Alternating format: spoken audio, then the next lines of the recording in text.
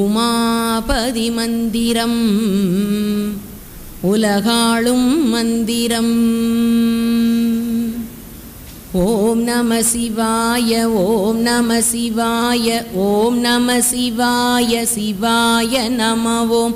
ஓம் நம சிவாய ஓம் நம சிவாய ஓம் நம சிவாய சிவாய நம ஓம்.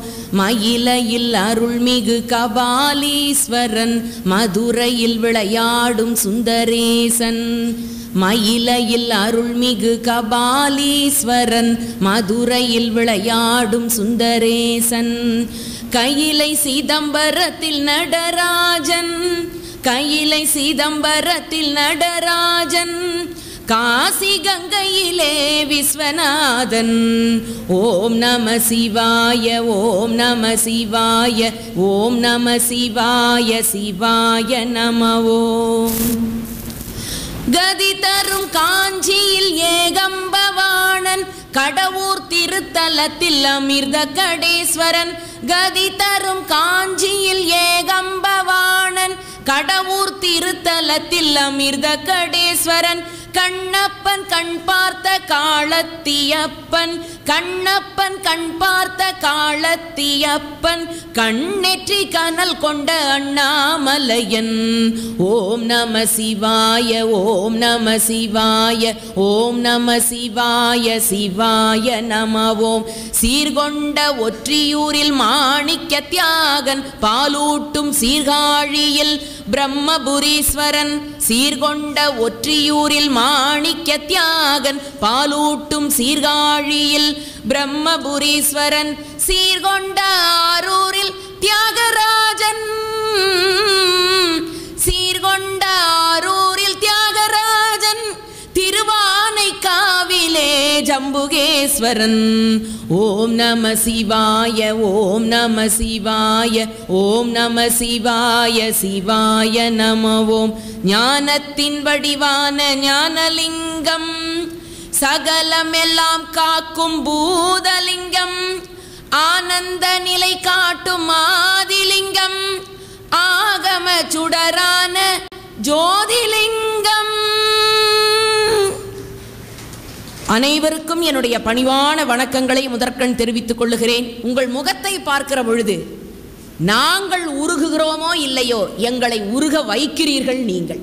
இந்த பாடலை சொல்லுகிற பொழுது பாடலுக்கான அர்த்தத்தை தருகிற பொழுது இன்றைக்கு இவர் என்ன புது செய்தி சொல்லுவார் என்று தாளும் எழுதுகோலுமாக நீங்கள் அமருகிற பொழுது உண்மையில் சொல்லுகிறேன், உங்களை போன்ற ரசிகர் பெருமக்கள் இருந்தால் மேடையில் தரம் குறைந்த தமிழ் ஒரு காலம் ஏறாது.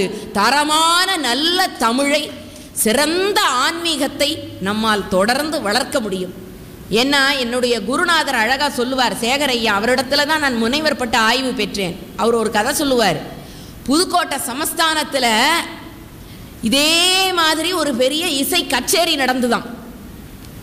மிகப்பெரிய இசைக்கலைஞர், அவர் பாட்டுக்கு தலையாட்டாதவங்களும் இருக்க முடியாது. அப்படிப்பட்ட பாகவதர் பாடுறாரு மேடையில். மக்கள்லாம் ஓ பாட்டை பற்றி ஒன்றுமே தெரியாதவங்களாம் தாளத்தை போடுறான், பிடிக்கிறான், இழுக்கிறான், தலையசைக்கிறான். இதையெல்லாம் பார்த்து கொண்டு அந்த தர்பாரில் மன்னரும் அமர்ந்திருந்தார். புதுக்கோட்டை சமஸ்தானத்து மன்னர் மந்திரியை பார்த்து சொன்னார், மந்திரி, நம் நாட்டு மக்களை பார்த்தாயா, எத்தனை ரசிகர்களாக இருக்கிறார்கள், இசை ஞானம் பொருந்தியவர்களாக இருக்கிறார்கள் அப்படின்னார். மந்திரி சொன்னார், அதெல்லாம் ஒன்றும் இல்லை, நீ தலையாட்டுறேன்னா அம்புட்டு பயலும் தலையாட்டுறான்.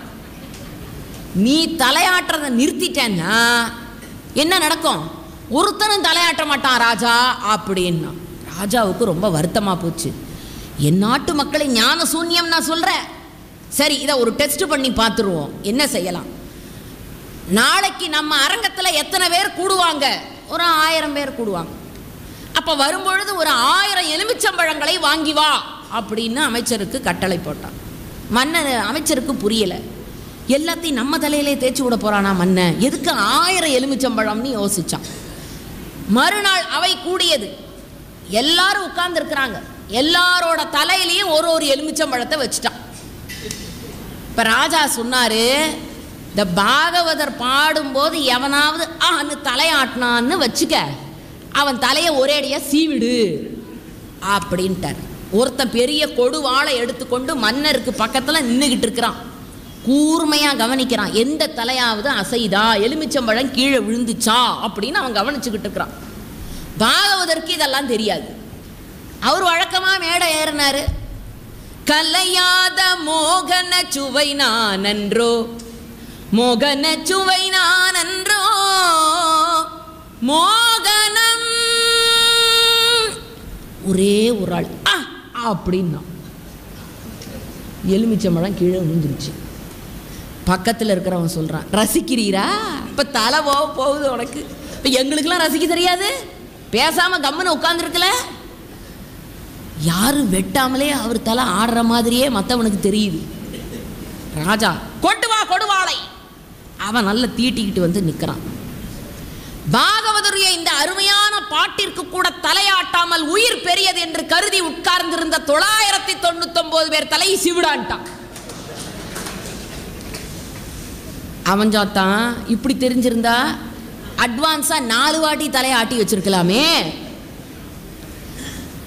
இசை ஞானம் தெரியாதவர்கள் மத்தியில் என்ன கதறி என்ன பாடி என்ன போய் சேரப்போகிறது?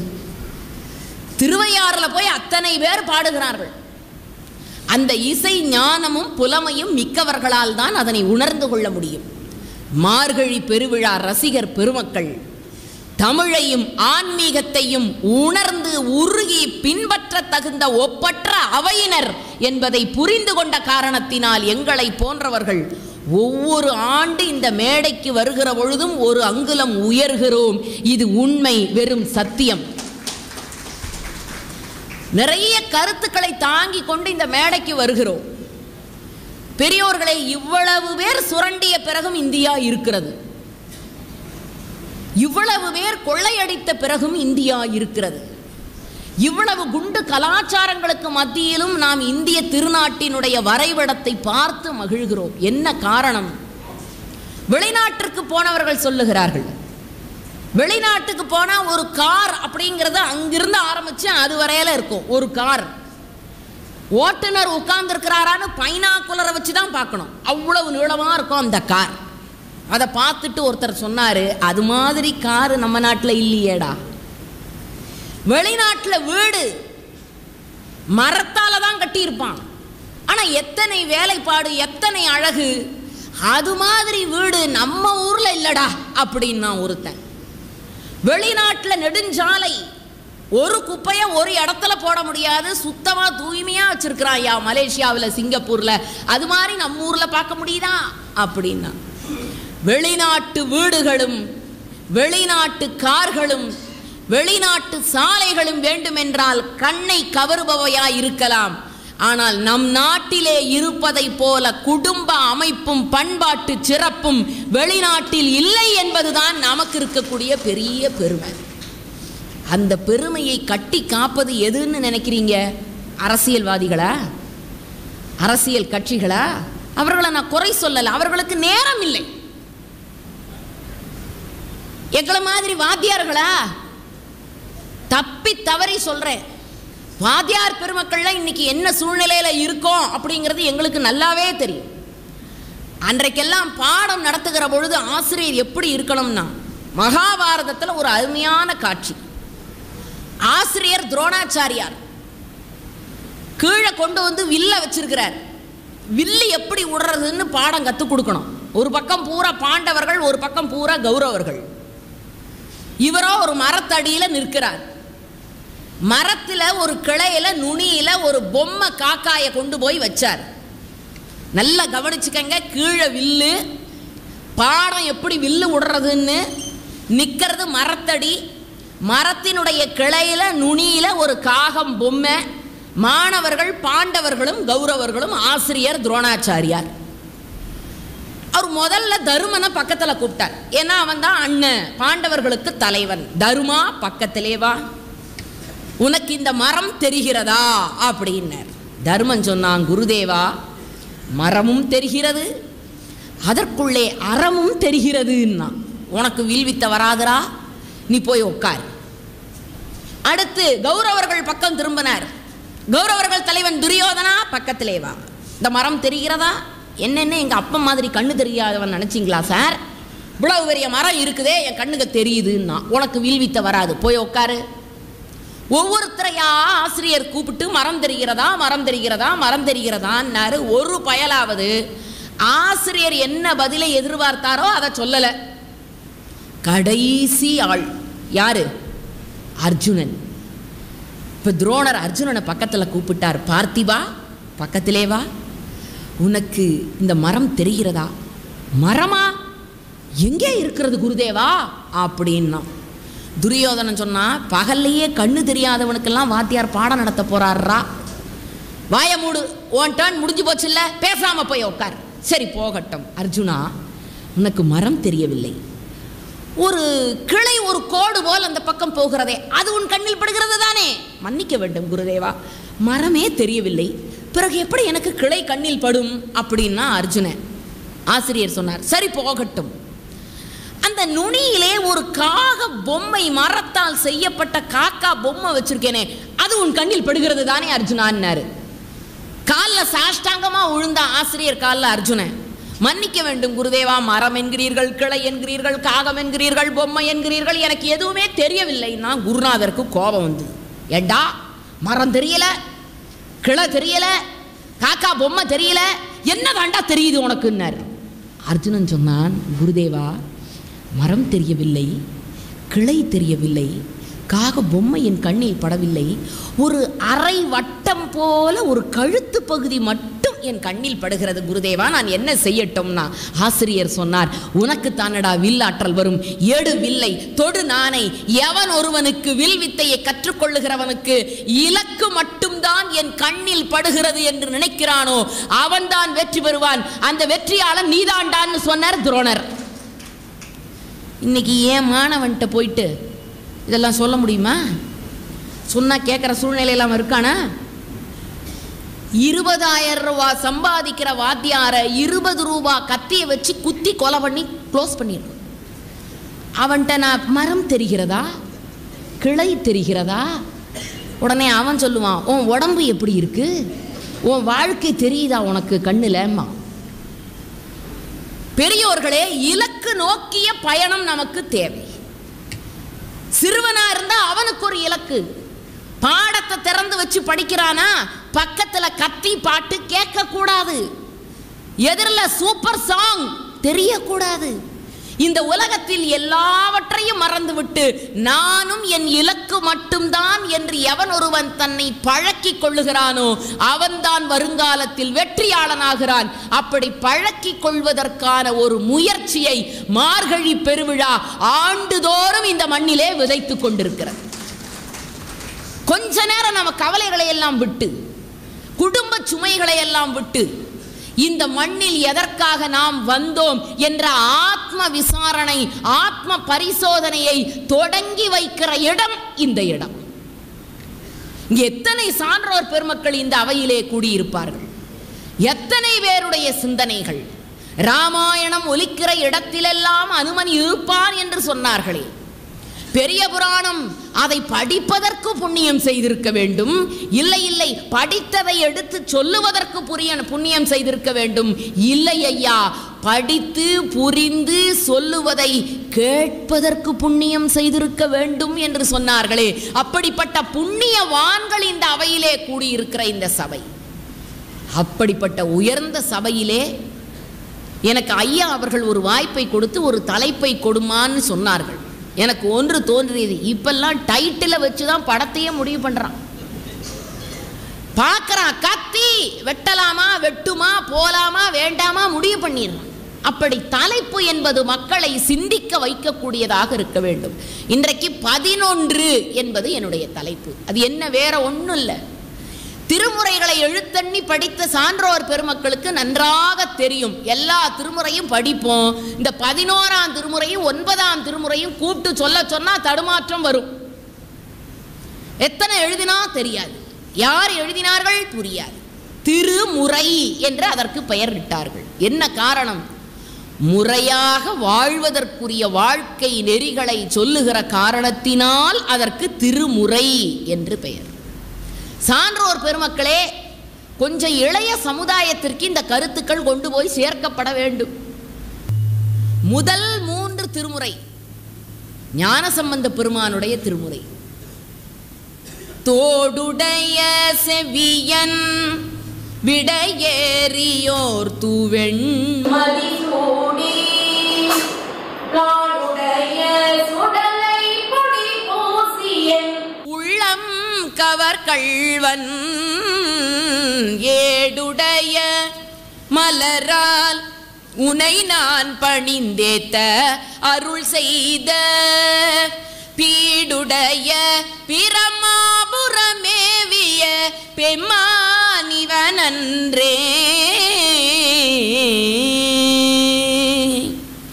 ஞானசம்பந்த பெருமானுடைய தேவாரத்தில் இயற்கை நிறைய இருக்கும்.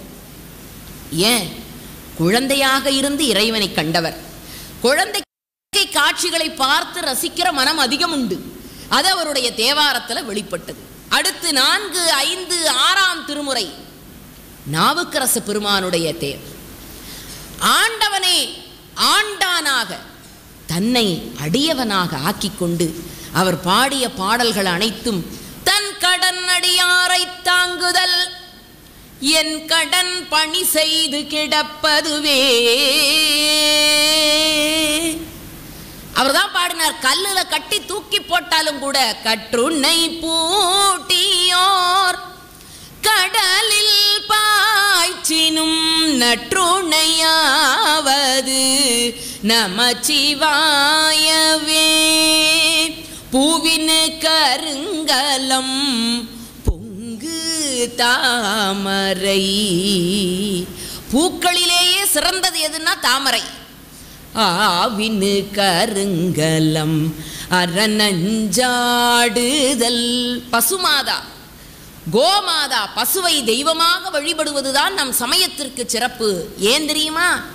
அதுதான் சிவபெருமானுக்கு உரிய திருநீற்றையும் எம்பெருமானுக்குரிய பாலையும் எம்பெருமானுக்குரிய தயிரையும் எம்பெருமானுக்குரிய கோமயத்தையும் எம்பெருமானுக்குரிய திருநீற்றை தருகிற சாணத்தையும் 5 பொருள்களையும் தருகிற காரணத்தினால் கோவின் கருங்கலம் கோட்டமில்லது நாவின் கருங்கலம் நமச்சிவாயவே. இந்த நாக்குல எதுடா சிறப்புன்னா நமச்சிவாயத்தை சொல்லு, நாராயண மந்திரத்தை சொல்லு. அதாண்டா அந்த நாக்குக்கு சிறப்புன்னா. நாராயண மந்திரம் அதுவே நாளும் பேரின்பம். நாராயண மந்திரம் அதுவே நாளும் பேரின்பம். நாராயணா நாராயணா நாராயணா லக்ஷ்மி நாராயணா. நாராயண மந்திரம் அதுவே நாளும் பேரின்பம். நாக்க அப்படி பழக்கியிருக்கணும்.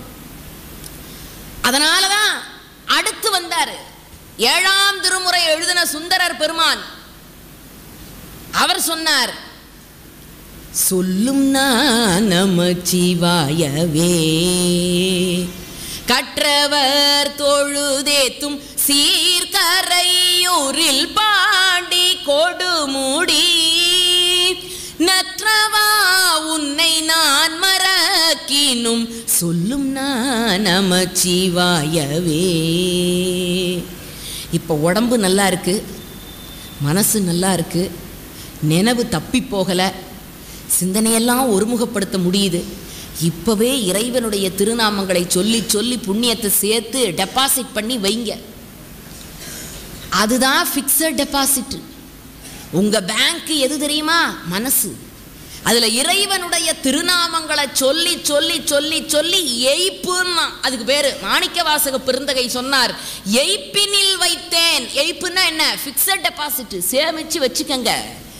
பின்னால் கண்ணு தெரியாமல் போகும், காது கேட்க முடியாமல் போகும், வாய் ஒரு பக்கம் கோணிக்கும், நாக்கு பெறலவே பெறலாது, நினைவு தப்பி போய் கோமா ஸ்டேஜில் எத்தனை நாளைக்கு எந்த ஹாஸ்பிட்டலில் தவிக்க போகிறோமோ தெரியாது. நடக்க போகிறத சொல்கிறேன். நம்ம உயிர் எப்படி போகுதோ நம்ம கையில் இல்லை. ஏன்னா இப்பெல்லாம் எரும மாட்டு வாகனத்தை யமதர்மன் மாற்றிட்டதா ஒரு செய்தி.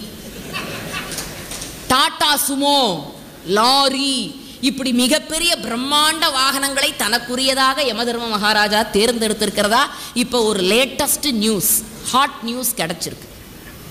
அப்போ அதுக்குள்ளே நம்ம வாழ்க்கையை ஃபிக்ஸட் டெபாசிட்டில் போட்டுக்க வேண்டிய பொருளை போட்டுக்கணுமா வேண்டாமா? அதை விட்டுட்டு கடைசியில் பார்த்துக்கலாம், கடைசியில் யாருமே பார்த்துக்க முடியாத சூழ்நிலைக்கு போயிடுவோமே. ஆகவே தான் சொன்னார். அப்படி இறைவனுடைய திருநாமத்திற்கு அவ்வளவு சிறப்பு. ஹரே ராம ஹரே ராமா, ஹரே ராம ஹரே ஹரே, ஹரே ராம ஹரே கிருஷ்ணா, ஜெய ராம ஹரே ஹரே. மகாத்மா காந்தியடிகள் ஹேராம் என்று அந்த மிகப்பெரிய வழிபாட்டு கூட்டத்திலே அவர் மனதை ஒருமுகப்படுத்த கற்றுக் கொடுத்தாரே. எதற்கு ராட்டையை நூறு நூக்கணுங்கிறத கொண்டு போய் பக்தியோடு சேர்த்தார் தெரியுமா? நீங்கள் நினைக்கலாம், ராட்டையை நூல் நூக்கிறதுக்கும் பக்தி வழிபாட்டு பிரேயர் சாங்குக்கு என்னையா சம்பந்தம்னு அதை செய்து பார்த்தவர்களுக்கு நன்றாக தெரியும். இந்த ராட்டையில் நூல் நூக்கணும்னா சிட்டத்தை ஒரு பக்கத்தில் சுற்றிட்டு அதிலிருந்து ஒரு நூலை முறைய கொண்டு வந்து அடுத்த நூலில் சுற்றி கை முறுக்காமல் மனசை ஒருமுகப்படுத்தி கை சரியாக சீரான நிலையில் சுற்றினாதான் ஆடை கிடைக்கும், இல்லை என்றால் சிக்கலில் தான் போய் முடியும் என்று ஒரு சிற்பத்தை வைத்துக்கொண்டு கதர் ஆட்டையை வைத்துக்கொண்டு ஒரு மனதை ஒருமுகப்படுத்துகிற ஆன்மீக வழிபாட்டை மகாத்மா காந்தி இந்த மண்ணில் விதைத்தார். வைஷ்ணவ ஜன தோ தேனே கஹியே ஜே பிட பராயி ஜானே ரே, வைஷ்ணவ ஜன தோ தேனே கஹியே என்று மன ஒருமுகப்பாட்டுக்குத்தான் அத்தனை பேரும் பாடுபட்டார்கள். அதற்குத்தான் இன்னைக்கு தியானம்ங்கிறான், அதுக்காகத்தான் மெடிடேஷன்கிறான், யோக பயிற்சிங்கிறான். எவ்வளவுதான் சம்பாதிச்சாலும் முடிசார்ந்த மன்னரும் முடிவில் பிடிசாம்பலாக போகப் போகிறானே. இந்த வைகுண்ட ஏகாதசி பெருவிழாவினுடைய தாத்பரியமே அதுதான் ஐயா. பரமபத வாசல்னா நம்ம என்ன நினைக்கிறோம்? சொர்க்கவாசல்னு நினைக்கிறான். இல்லை, பரமபத வாசல் வேற, சொர்க்கவாசல் வேற. நம்ம நாட்டு மக்கள் எல்லாத்தையும் ஒன்னா போட்டு குழப்பிக்கிறதுல உத்தமர்கள். சொர்க்கவாசல்ங்கிறது நம்ம வாழ்ந்து கொண்டு இருக்கிற இந்த உலகத்துக்கு மேல 7 உலகம் இருக்கு. இந்த 7 உலகத்துக்கு அப்பால் இருப்பதற்கு பெயர்தான் பரமபதம். இந்த உலகத்திற்கு 2வது உலகமாகவோ 3வது உலகமாகவோ இருப்பது சொர்க்கம். உன்னுடைய இலக்கு 2வது உலகமாக இருக்கிற சொர்க்கம் அல்ல, 7 உலகங்களை தாண்டி இருக்கிற பரமபத வாயில். அங்கேதான் பரமபத நாதனாக எம்பெருமான் எழுந்தருளி இருக்கிறான். அங்க போகணுங்கிறதுக்குத்தான் இவ்வளவு ஆழ்வார் பெருமக்களும் கைலாயத்தை அடைய வேண்டும் என்று நாயன்மார் பெருமக்களும் எழுதி குவித்த அற்புத பெருந்தொகை நூல்தான் திருமுறைகள். முதல் 3 திருமுறை ஞானசம்பந்த பெருமான், அடுத்த 3 திருமுறை நாவுக்கரசு பெருமான், 7ஆம் திருமுறை சுந்தரரோடது. 8ஆம் திருமுறை எட்டி பார்த்தாலும் பொருள் விளங்க முடியாத அளவிற்கு மாணிக்க வாசக பெருந்தகை எழுதிய திருவாசகமும் திருக்கோவையாரும். ஆதியும் அந்தமும் இல்லா அரும் பேரும் ஜோதியையாம் பாட கேட்டையும் வாழ்த்தடங்கண் மாதேவளருதியோ. தெருமுனையில பாட்டு போட்டா இவன் எரிச்சப்படுறான். இன்னைக்கு தூக்கத்தை கலைச்சிட்டாங்களாம். ஐயா, தேவர்களுக்கு மார்கழி மாதம்தான் விடியற்காலை பொழுது. ஆகவேதான் மார்கழி மாதத்தில் விடியற்காலை பொழுதிலே எழுந்து பெண்கள் வீட்டினுடைய வாசலிலே விளக்கேற்ற வேண்டும். குத்து விளக்கேறிய கோட்டுக்கால் கட்டில் மேல் மெத்தென்ற பஞ்ச சயனத்தின் மேலேறி கொத்தலர் பூங்குழல் நப்பினை கொங்கை மேல் வைத்து கிடந்த மலர் மார்பா வாய் திறவாய். அப்படிப்பட்ட சிறப்பு இந்த மார்கழி மாதத்திலே 8ஆம் திருமுறையாக விளங்குகிற திருவாசகம் திருவண்ணாமலையிலே அரங்கேற்றமானது. அடுத்து வந்தது 9ஆம் திருமுறை.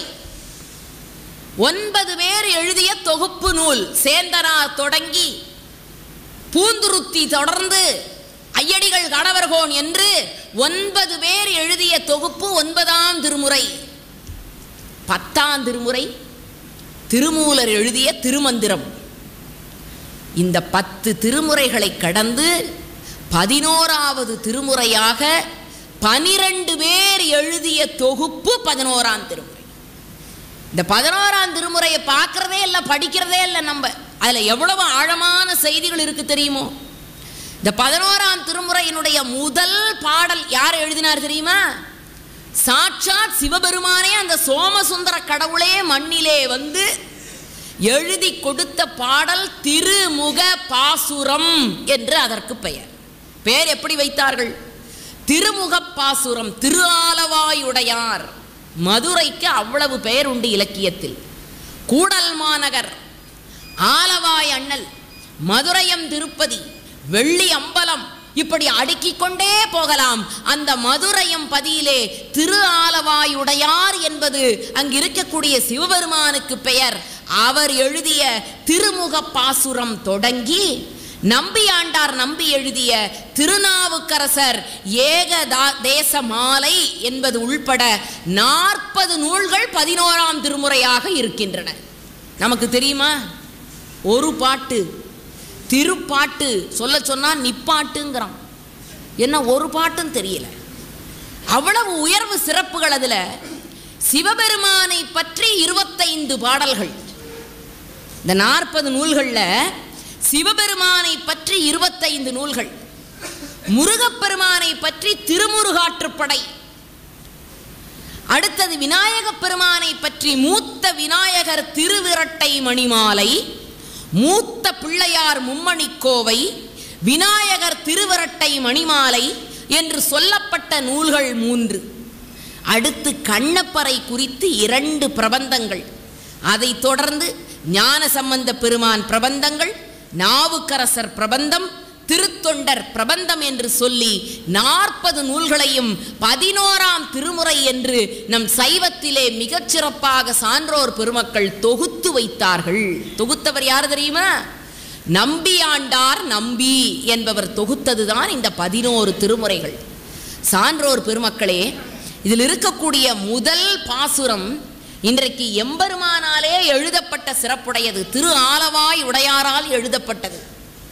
என்ன சிறப்பு தெரியுமா? பாண்டிய மன்னன் அரசாட்சியில இருக்கான் மதுரை நாட்டில். நாம் எல்லாம் திருவிளையாடல்னு ஒரு படம் பார்த்துருப்போம்.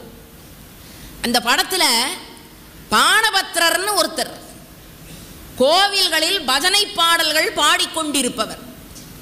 அவருக்கும் ஹேமநாத பாகவதருக்கும் ஒரு பெரிய போட்டி வரும். அந்த போட்டியை எப்படி எதிர்கொள்வது என்று தெரியாமல் இரவோடு இரவாக என்னால் எப்படி பாட முடியும் அப்படின்னு பாணபத்திரர் மூட்டையை கட்டுறார். அப்ப அவருடைய மனைவி சொல்வாள், என்னால் எப்படி பாட முடியும், என்னால் எப்படி பாட முடியும் என்று சொல்லுகிறீர்களே, நான் எனது என்ற வார்த்தைகள் எல்லாம் நமக்குரியதா? அன்றாடம் இறைவனை பாடுவதும் அவன் முன்னர் தொண்டு செய்வதும் மட்டும்தான் நமக்குரிய கடமை. அவனை பாடுங்கள், அவனுடைய அருள் நமக்கு கிடைக்கும் என்று சொல்லுவாள் மனைவி. இசை தமிழ் நீ செய்த அருஞ்சாதனை நீ இருக்கையிலே எமக்கு பெரும் சோதனை.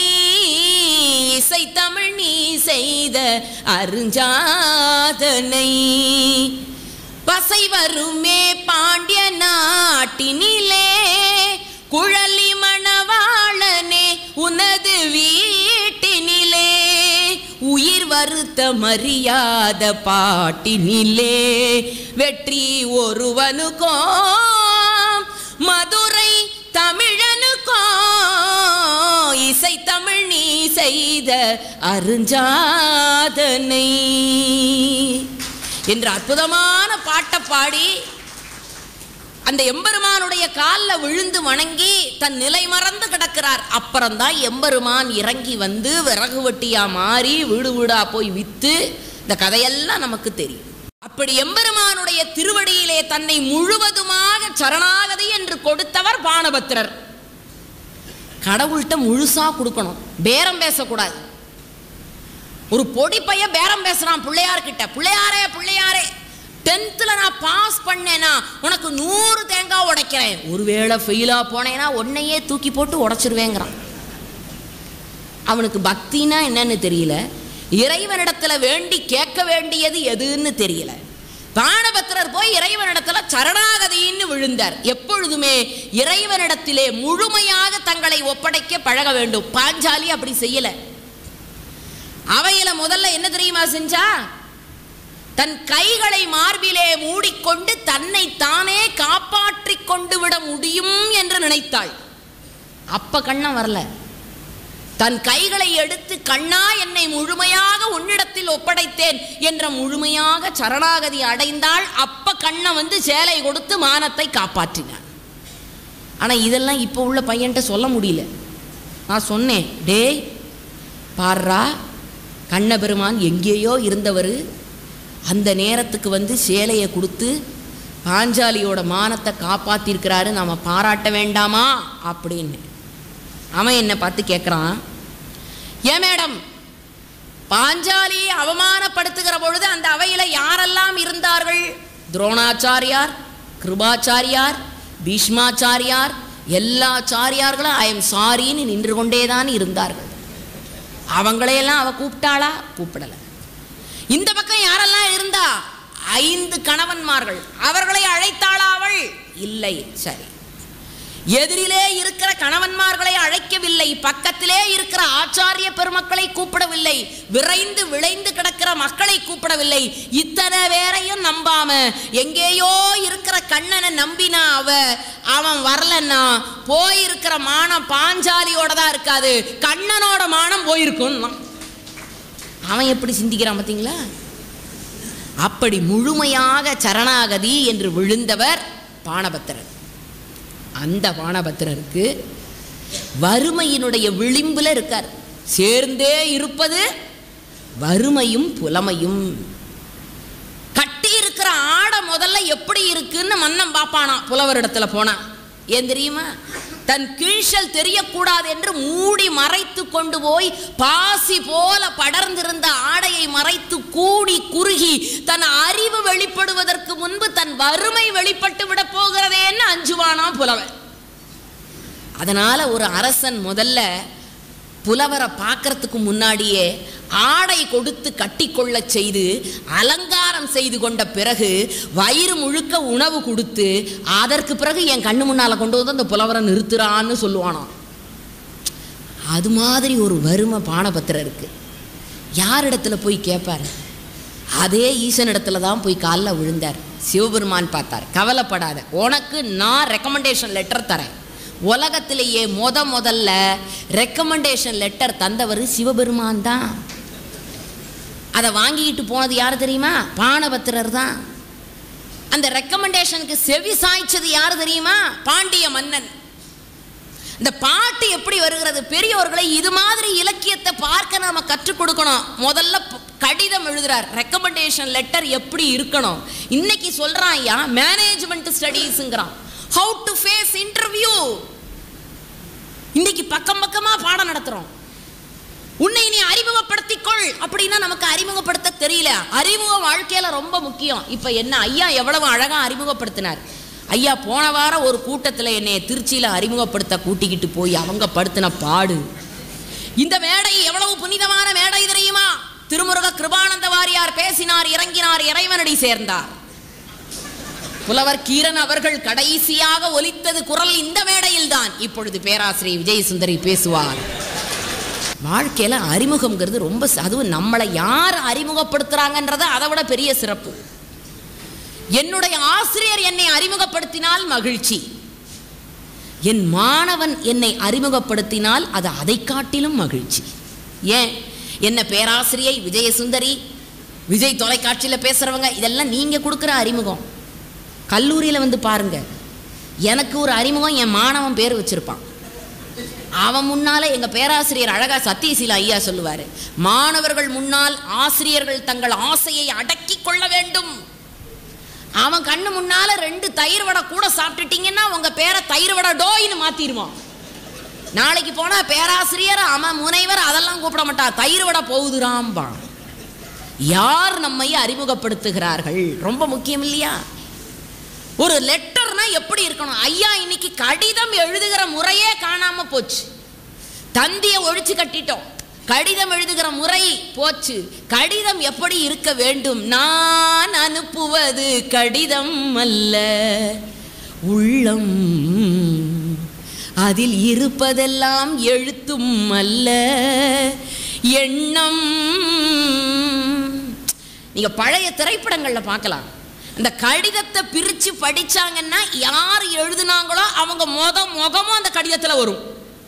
உண்டா இல்லையா ஐயா? அவங்களே வாசிக்கிற மாதிரி ஒரு காட்சியை வச்சிருப்பாங்க.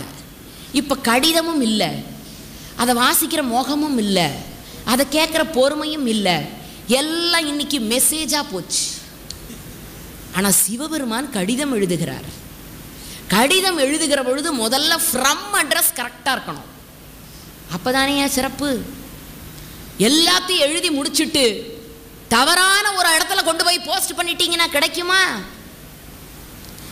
அப்படி எப்படி தொடங்குகிறது? ஒரு கடிதம் எழுதுகிற கலையை 11ஆம் திருமுறையில முதல் பாட்டுல திருமுக பாசுரம், நல்ல அழகான தமிழ் சொல். கடிதத்துக்கு இலக்கிய சொல் என்ன தெரியுமா? திருமுகம். சிறியவர்கள் பெரியவர்கள் சிறியவர்களுக்கு எழுதினால் அதற்கு பெயர் திருமுகம். இப்ப சிவபெருமான் பெரியவன், அவன் ஆளுகிற மன்னனாக இருக்கிற பாண்டி மன்னனுக்கு கடிதம் எழுதுறான், அதனால அதுக்கு பேரு திருமுகம்னு வச்சான். சின்னவங்க பெரியவங்களுக்கு கடிதம் எழுதுனா அதுக்கு பேரு விண்ணப்பம். அடியாரிடத்தில் விண்ணப்பம் செய்து கொள்ளுகிறேன். பெரியவர்கள் சிறியவர்க்கு எழுதினால் திருமுகம், சிறியவர்கள் பெரியவர்க்கு எழுதினால் விண்ணப்பம். இப்பொழுது சிறியவராக இருக்கிற பாண்டிய மன்னனுக்கு அந்த ஆலவாய் அண்ணல் கடிதம் எழுதுகிறாராம், அதனால அதற்கு திருமுக பாசுரம் என்று வைத்தார்கள். முதல்ல ஃப்ரம் அட்ரஸ் எப்படி இருக்கணும்? மதிமலி புரிசை மாடக்கூடல், முதல்ல ஊர் பேரு இருக்கணும். எந்த ஊரு? மதுரை. பதிமிசை நிலவு பால் நிறவரி சிறகு அன்னம் பயில் பொழில்லாலவாய். ஊர் பேர நிச்சயமா பெருமையை சொல்லணும். இந்த ஊர்ல பிறந்தேன்னா அது எனக்கு பெருமை. அதனாலதான் நம்முடைய முன்னோர்கள் பெயருக்கு முன்னர் தன் ஊர் பெயரை சேர்த்து சொல்லுகிற ஒரு மரபை இன்றைக்கு ஏற்படுத்தி வைத்தார். அப்ப ஊர் பெயரை சேர்த்து கொண்டு சிவபெருமான் தன்னை அறிமுகப்படுத்திக் கொள்ளுகிறார். எந்த ஊரெல்லாம் விட்டாரு? எல்லா ஊரையும் விட்டு மதுரையை தேர்ந்தெடுத்தார். என் ஊர் எது தெரியுமா? மதுரை. அந்த மதுரை எப்படிப்பட்டது தெரியுமா? அன்னங்கள் நடக்கக்கூடிய பயிலக்கூடிய மாடங்கள் நிறைந்த அற்புதமான வீதிகளை கொண்ட ஊர். இன்னைக்கு என்னையா அடுக்குமாடி கட்டடம் கட்டுறான்? கீழையும் சொந்தம் இல்லை, மேலையும் சொந்தம் இல்லை, கேட்டா நான் நடுவில் சொந்த வீட்டில் இருக்கேங்கிறான். கீழே உள்ளவன் ஒரு போடு போட்டானா டக்குன்னு இவன் விழுந்துருவான், மேல உள்ளவன் இடிச்சான்னா இவன் காணாம போவான். ஆனா நான் சொந்த வீட்டுல இருக்கேங்கிறான். மாட கோயில் மாட வீதிகள் அன்றைக்கு இருந்தன. எழுநிலை மாடம் அறுநிலை மாடம் சிலப்பதிகாரத்துல இருக்கு. இன்னைக்கு 14 மாடி கட்டடம்ங்கிறீங்களே, கிபி 2ஆம் நூற்றாண்டிலேயே மாட வீடுகளை அமைத்துக் கொண்டு எழுநிலை மாடம் எண்ணிலை மாடம் என்று மாட கோயில்களையும் மாட வீடுகளையும் அமைத்துக் கொண்டு வாழ்ந்தவன் தமிழன். அத்தனை சிறப்பு நமக்கு.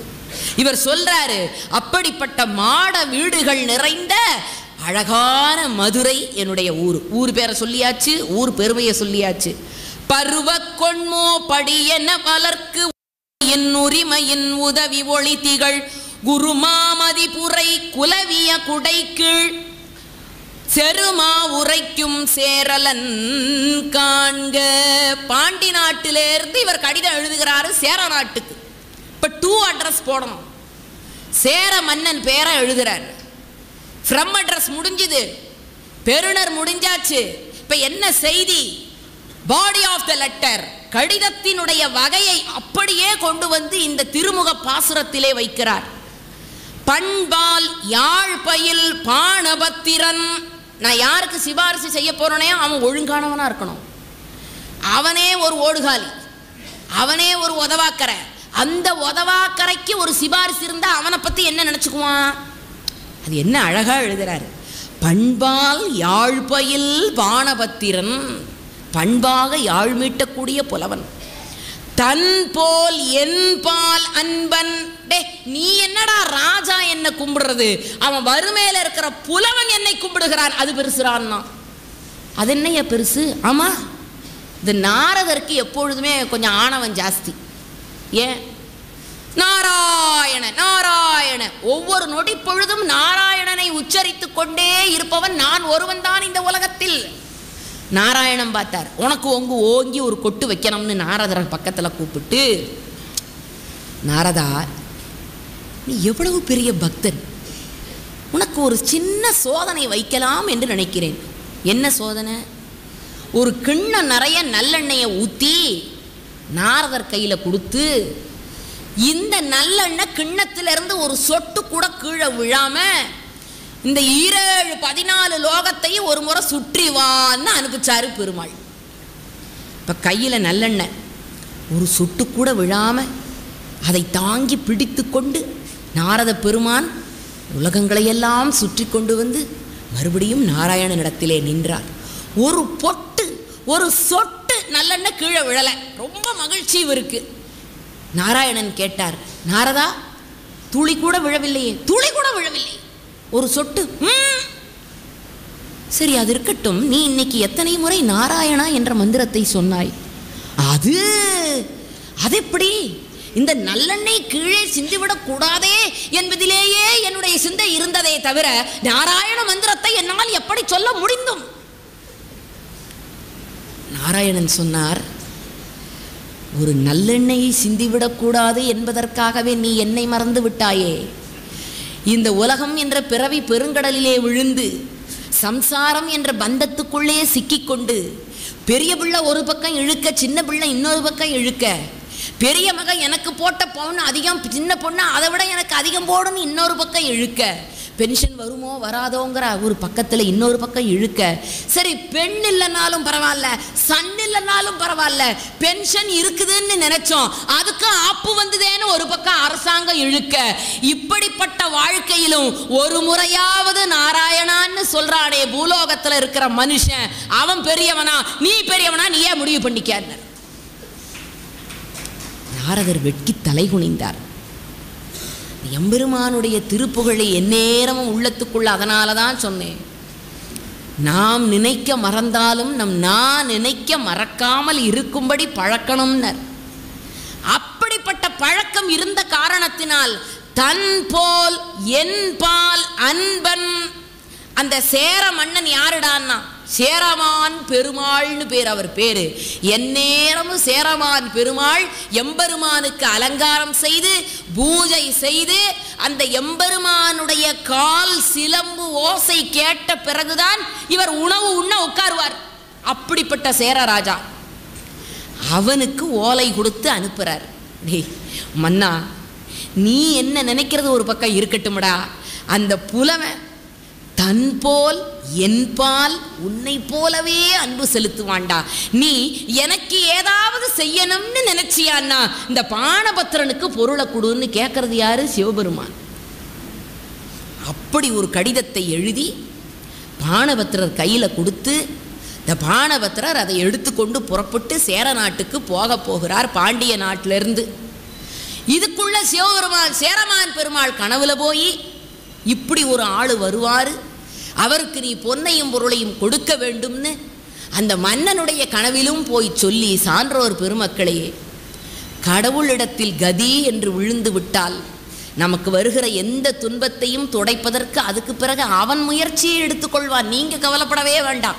ஒருத்தன் சொன்னா, துன்பம் வரும் பொழுதெல்லாம் கடவுள் உன் பின்னாலேயே இருக்கிறார் அப்படின்னு சொன்னீங்க, திரும்பி பார்த்தேன் காணுமேன்னா அவன் எவ்வளவு குறும்புடையவனா இருக்கணும். துன்பம் வருகிற பொழுதெல்லாம் கடவுள் என் பின்னாலேயே நிற்கிறார் என்று சொன்னீர்களே, திரும்பி பார்த்தேன் காணுமேன்னா நீ திரும்பி பார்த்தபோது கடவுள் முன்னால வந்துட்டாரா போடான்ட்டான். அப்படி சந்தேகம் மனிதனுடைய கூட பிறந்த வியாதி. ஆனால் பாணபத்திரன் முழுமையாக தன்னை கொண்டு போய் சரணடைய செய்தான். பெரியோர்களே, ஆகவேதான் அப்படிப்பட்ட திருமுக பாசுரத்தை முதல் பாடலாக எம்பெருமானுடைய பெருமைகளை இந்த உலகம் அறிந்து கொள்ள வேண்டும் என்பதற்காக 11ஆம் திருமுறையிலே வைத்தார்கள். அதற்கு அடுத்தது க்ஷேத்திர திருவெண்பா. அவசியம் வாழ்க்கையில் படிக்க வேண்டிய ஒன்று. ஆனால் ஒன்று, சின்ன குழந்தைகளை படிக்க சொல்லுங்க. ஏன் தெரியுமா? நம்ம நாட்டில் ஒரு கெட்ட பழக்கம் இருக்குது. ஆன்மீகம் பேசணும்னா 80 வயசை தாண்டினவங்க தான் பேசணும் அப்படின்னு நினச்சிக்கிட்டு இருக்கிறான். ஆன்மீக கூட்டத்துக்கு போகணும்னா 60 வயசை தாண்டினவங்க தான் போகணும்னு ஒரு தவறான அபிப்பிராயம் வச்சிருக்கிறான். அதல்ல ஐயா. பிஞ்சு குழந்தை பிறந்து மொழி பயின்ற காலந்தொட்டு காரைக்கால் அம்மையார் சொன்னதை போல பிறந்தது முதலாக எம்பெருமானுடைய வார்த்தைகள் பெருமைகள் அந்த குழந்தையினுடைய காதில் விழணும். அப்படிப்பட்ட சிறப்பு இந்த க்ஷேத்திர திருவெண்பாவில் இருக்கு. க்ஷேத்திர திருவெண்பாவை எழுதியவர் ஐயடிகள் காடவர்கோன். அவர் எழுதுகிற ஒவ்வொரு பாட்டையும் எடுத்து படித்து பார்த்தால் ஐயா, இனிமேல் வாழ்க்கையில் எவனும் தப்பு செய்ய மாட்டான். அடுத்தவனை எவனும் அவனுடைய அழிவுக்கு இவன் குழி தோண்டவே மாட்டான். ஏண்டான்னார். முதல் பாட்டு வருது, ஓடுகின்ற நீர்மை ஒழிதலுமே ஊற்றார். ஒரு 10 வருஷத்துக்கு முன்னால நான் இப்படிதான் இருந்தேனா? 10 வருஷத்துக்கு அப்புறம் நாம இப்படியே இருக்க போறோமா? அதனாலதான் போட்டோன்னு ஒன்று எடுத்து வச்சுக்கிறோம். நானும் ஒரு காலத்தில் இப்படி இருந்தேன், எனக்கும் முடியெல்லாம் நிறையா இருந்தது, நானும் சிவப்பாக இருந்தேன், நானும் அழகாக இருந்தேன் என்று அழியக்கூடிய அழகை உடைய நம்மோட அழகை ஃபோட்டோ பிடிச்சி வச்சுக்கிறோம். இப்போ நீங்களே யோசிச்சு பாருங்க. 10 வருஷத்துக்கு முன்னால் எப்படி ஓட சொன்னால் நம்ம உடம்பு ஓட முடிஞ்சுது, இப்போ நடக்கவே முடியலையே. இன்னும் 10 வருஷம் கழிச்சு என்ன ஆகுமோ தெரியல. அப்போ ஓடுகின்ற நீர்மை ஒழிதலுமே. சரி, ஊற்றாரும் கோடுகின்றார். நீங்க வளர்த்த பிள்ளை, நீங்க வளர்த்த பொண்ணு, அந்த பிள்ளைக்கு 10 மாசமா இருக்கும்போது கையில இழுப்பு வலி வந்தது, தூக்கி தோல்ல போட்டுக்கிட்டு பழனி முருகா என் பிள்ளைய காப்பாத்து பாதநடையா வரேன்னு வேண்டிக்கிட்டு இருப்பீங்க. அப்படி பார்த்து பார்த்து வளர்த்த பிள்ளை இன்னைக்கு உங்க தோளுக்கு மேல வசந்துட்டான். நல்ல இடத்துல வேலை, நிறைய சம்பாதிக்கிறான், நல்ல பொண்ணை பார்த்து கட்டியும் கொடுத்துட்டீங்க. ஆனா அவன் பொண்டாட்டிக்கிட்ட பேசிக்கிட்டு இருக்கிறான். சரி சரி, எங்கள் அம்மா அப்பா இருக்கிற வரைக்கும் கொஞ்சம் அட்ஜஸ்ட் பண்ணிக்க. அப்படித்தான் இருப்பாங்க, பெருசு அப்படித்தான் இருக்கும். ஐயா, தான் வாழ்ந்த காலத்திலேயே தனக்கு இரங்கற்பாவை எழுதி வைத்து கொண்ட ஒரே கவிஞன் கண்ணதாசன். இந்த மாமன்றத்தில் இந்த மார்கழி பெருவிழாவில் அட்டை படத்திலேயே கண்ணதாசனுடைய ஒப்புயர்வற்ற படத்தை போட்டு மார்கழி பெருவிழா பெரிய மரியாதையை அந்த கவிஞனுக்கு செய்திருக்கிறது. ஏன் தெரியுமா? அவன் ஒருவன் தான் என்னை போல் வாழாதே, நான் சொன்னதை போல் வாழ் என்று சொன்னவன். இடறி விழுந்த பள்ளங்கள் அதிகம், இதை போல தொடர்ந்து வந்து நீயும் இடறி விழாதே, நீ உன்னத நிலையை அடைய வேண்டும் என்பதற்காக கவிதை எழுதியவன். அப்படி தன்னுடைய பிள்ளைகளாலேயே தூற்றப்பட்டு தான் வளர்த்த பிள்ளையே தன்னை எட்டி உதைக்கிற சூழ்நிலையிலே இன்றைக்கு எத்தனை பெற்றோர்கள் வாழ்ந்து கொண்டிருக்கிறார்கள். ஒருத்தன் கவிதை எழுதினான், அப்பா இறந்து பிணமானவுடன் வீட்டிற்குள் வந்தார் படமாக. யோசித்து பாருங்கள். அப்பா இறந்து பிணமானவுடன் வீட்டிற்குள் வந்தார் படமாக. அப்பா அதுவரையில் அப்பாவை தெருவில் இல்லையா விட்டு வச்சிருந்திருக்கிற, திண்ணேல இல்லையா படுக்க வச்சிருக்கிற, வீடு கட்டி வீட்டுக்கு அன்னை இல்லம் என்று பெயரிட்டு விட்டு அன்னையை கொண்டு போய் முதியோர் இல்லத்தில் விட்டு வைத்திருக்கிற கொடுமை இந்த நாட்டில் நடந்து கொண்டிருக்கிறதே. அதனால் 11ஆம் திருமுறையில் க்ஷேத்திர திருவெண்பாவில் அழகா ஐயடிகள் காடவர்கோன் சொல்லுகிறார், டேய் உன் பிள்ளைங்களே உன்னை பற்றி குறை சொல்கிற ஒரு நாள் வரும், உன் பிள்ளைக்கு நீயே சுமையாக போகிற ஒரு காலகட்டம் வரும், மறந்து விடாதே. அழகாக சொன்னார், ஊற்றாரும் கோடுகின்றார். ஒருத்தர் சொன்னார், கவலைப்படாதரா தம்பி, நான் செத்த பிறகு நீ கஷ்டப்படக்கூடாதுங்கிறதுக்காக இப்பவே நான் என் அளவுக்கு சமாதி தயார் பண்ணி வச்சுட்டேன்னு சொல்லக்கூடிய பெரியவர்கள் இருக்கிறார். இன்னொருத்தர் இன்னும் ஒருபடி மேலே போயிட்டார். இப்போ நல்லா நடக்கும் பொழுதே அந்த குச்சி எடுறா, வாக்கிங் ஸ்டிங்கை பிடிச்சிக்கிட்டே போய் மயானத்தில் படுத்துக்கிறேன், பாவம் உசுறு போன பிறகு உங்களால் என்னை தூக்கிக்கிட்டு போக முடியுமோ போக முடியாதோ, இப்படி சொல்லக்கூடிய ஆத்மாக்கள் எல்லாம் இந்த உலகத்தில் இருக்கிறதே. கொடுமையிலும் கொடுமையுமாக வாழ்க்கை போய்கொண்டிருக்கிற நேரத்தில் அதனால் சொன்னார், ஓடுகின்ற நீர்மை ஒழிதல். ஓடி ஓடி பாடி பாடி வேலை செஞ்சேன், இப்ப நடக்க முடியாம முட்டங்கால் வழின்னு உட்கார்ந்துருக்கிறேன். உற்றாரும் கோடுகின்றார், என்னை பார்த்து பார்த்து கவனிச்சுக்குவான்னு நான் நினைச்சேன். பிள்ளை அம்மா சொல்றா, டேய் உன்னை தாங்கிறதுக்கு என் வயிற்றுல கருவறை இருந்தது, என்னை தாங்கிறதுக்கு உன் வீட்டில் ஒரு அறை கூடவாடா இல்லை.